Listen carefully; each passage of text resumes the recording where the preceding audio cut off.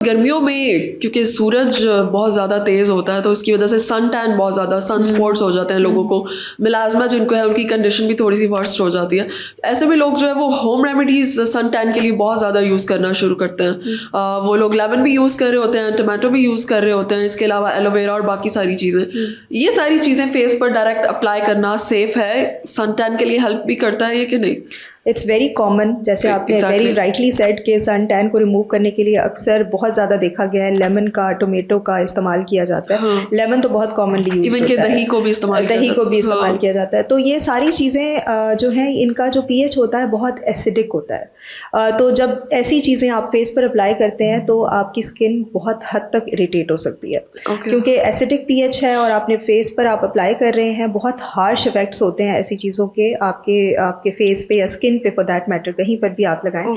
तो बिल्कुल भी हम रेकमेंड नहीं करते ऐसी कोई चीज़, क्योंकि जब जैसे फॉर एग्जांपल लेमन अगर आप अप्लाई करते हैं उसमें क्योंकि ब्लीचिंग एजेंट्स होते हैं तो वो अक्सर आपने देखा होगा कपड़ों के ऊपर से भी स्टेन उतारने के लिए तो इतना स्ट्रॉन्ग ब्लीचिंग एजेंट है। बिल्कुल। तो ऑफ कोर्स आप उसको फेस पे जब अप्लाई करेंगे तो वो क्या इफेक्ट आपके फेस पे डाल सकता है, केमिकल बर्न्स हो सकते हैं, आपकी स्किन के ऊपर जो स्किन केयर बैरियर है वो इतने हद तक इरिटेट हो चुका होता है कि अगर आप सूरज में जब जाएंगे तो और ज़्यादा हाइपर पिगमेंटेशन हो सकती है। ऐसे लोग जिनको मिलाजमा पहले से है उनकी पिगमेंटेशन और एग्रीवेट हो सकती है।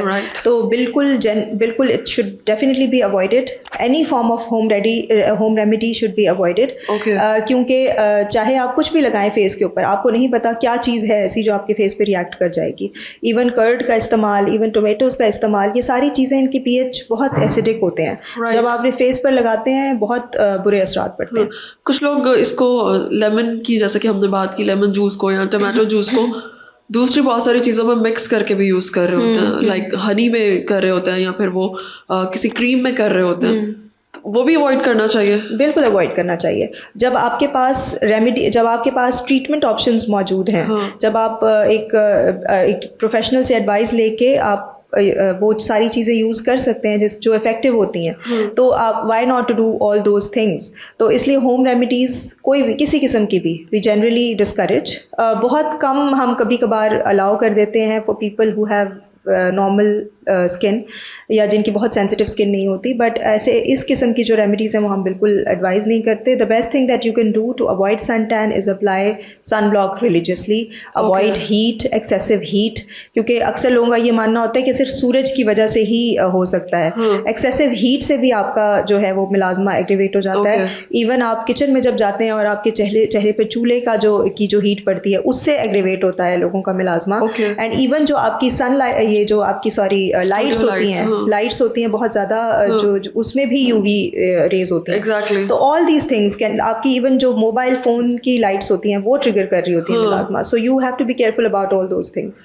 आपको फिर सन ब्लॉक अप्लाई करके रखना चाहिए ऑल द टाइम। इससे बचने का sun block is mandatory when it comes to skin care. Right. लेकिन सन ब्लॉक की भी अगर हम देखें कुछ टाइप्स होती हैं, हर एक को सन ब्लॉक सूट भी नहीं कर रहा होता, तो वो क्या कर सकते हैं? बिल्कुल आपने सही कहा है, सन ब्लॉक इसलिए सूट नहीं कर रहा होता क्योंकि सन ब्लॉक की भी, जैसे मैंने मॉइस्चराइजर की फॉर्मुलेशंस बताई थी, इसी तरीके से सन ब्लॉक की भी फॉर्मुलेशंस होती हैं। तो जैसे कुछ लोगों की बहुत ऑयली स्किन होती है तो वो अक्सर अवॉइड कर रहे होते हैं, उनको पसीना बहुत आता है। तो ऐसे लोगों के लिए जेल बेस्ड सन ब्लॉक्स होते हैं। अब पाउडर फॉर्म में भी सन ब्लॉक जिनमें SPF होता है वो आ गए हैं, वो भी यूज़ किए जा सकते हैं। और जिनकी स्किन बहुत ड्राई है उसके लिए हाइड्रेटिंग सन ब्लॉक्स होते हैं। जिनकी स्किन पे पिगमेंटेशन होती है उसमें हम जनरली रेकमेंड करते हैं आप टिंटेड सन ब्लॉक यूज़ करें। तो अगर कुछ लोग टिंटेड नहीं यूज़ करना चाहते तो हम फिर जेल बेस्ड ही देकर, और उसके साथ हम जो नॉर्मल कंसीलर्स होते हैं क्योंकि उनमें भी कुछ SPF डला हुआ होता है तो वो हम एडवाइस कर देते हैं।